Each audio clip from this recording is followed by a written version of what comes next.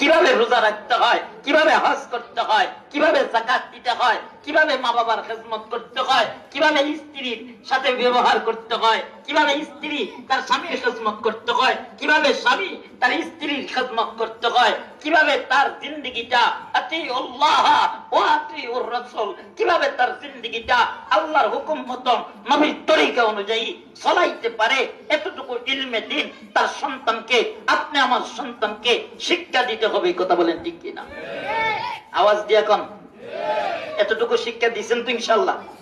আমি বলবো না যে বাজান আপনার সন্তানকে আমার মতন মাওলানা বানান, আমি বলবো না আপনার সন্তানকে মুফতি বানান, মুহাদ্দিস বানান, শাইখুল হাদিস বানান, আমি এতটুকু বলবো না।